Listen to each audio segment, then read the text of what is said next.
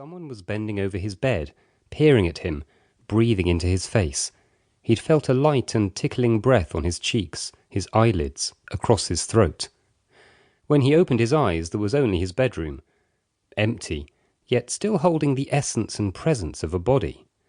Something was etched in the air around him, the feel of someone, the heat, or perhaps just an imprint left from his imaginings. He lay under his covers, perturbed, focusing on a crack in the ceiling until the feeling disintegrated and the dream completely disappeared. He looked at his bedside clock, saw it was 6 a.m. and groaned, annoyed he'd been jolted so prematurely from sleep. He pulled back the covers and got out of bed. In the bathroom, August went straight to the mirror. He splashed hot water on his cheeks, picked up his shaving foam from the shelf above the sink, and sprayed a ball of foam into one hand. For 5, maybe 6 years now, what he saw most mornings wasn't just a face he didn't like. It was a face which didn't fit.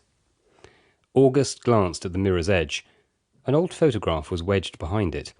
The photo, about 3 inches long and 2 inches wide, had curled with age, and its colours had become a mixture of liverish browns and lurid, over-processed inks, purples, greens.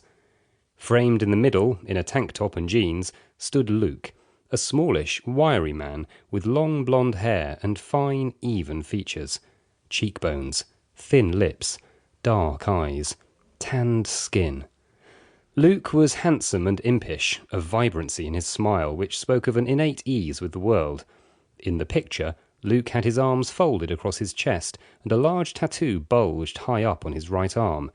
Lucky Luke, the cartoon cowboy with the lounge crooner's eyes.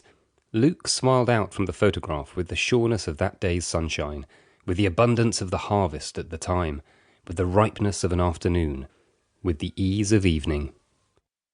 The photo was taken the day before he died. Luke, August's father, had died when he was 2 weeks old.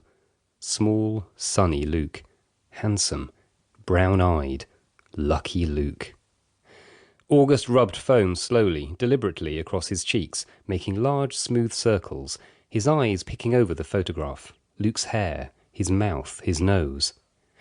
As the years passed, as his face had gradually formed, August had grown more and more suspicious of the man in the photograph. The more he examined Luke's face for clues, a curve of the brow, or even of the ear, moles, freckles, anything, the more he'd come to see their connection was plainly incongruous. He looked nothing like Luke. In fact, they were impossibly different, and this disturbing idea, now living with him for years, was made worse by the fact that Luke's picture triggered no emotion, no filial response. When he looked at Luke, he felt nothing. Carefully, he rubbed foam along his top lip. His mother, he'd come to realize, also behaved oddly. As he'd grown older, he'd come to see her thinness. She was internally thin, collapsed in on herself, thin-voiced, thin-nerved. As a child, he hadn't understood, hadn't pieced together her mannerisms, her permanently clenched jaw, her habit of looking away when she spoke, of keeping conversations short, of being afraid of scrutiny of any sort. Her stories about Luke had always been kept to the minimum, the same few details repeated. She was on bad terms with Luke's parents and had lost contact, never encouraged him to trace them. He'd added all this up. Now he felt mocked. His eyes like pools of fat, his golem's skin, his teeth, his height, his colouring, all taunted him, most mornings. That morning, as he smoothed foam along his jawline, August felt a tingling in the backs of his forearms, a sheer blush of warmth, peculiar, as though a battery had been switched on inside him. He could feel his blood cells multiplying in a dim frenzy. He caught sight of one of his forearms in the mirror. It looked unusual. Something white, a pattern, was smattered along his arm, a rash of some sort. Perhaps he'd eaten something. Odd.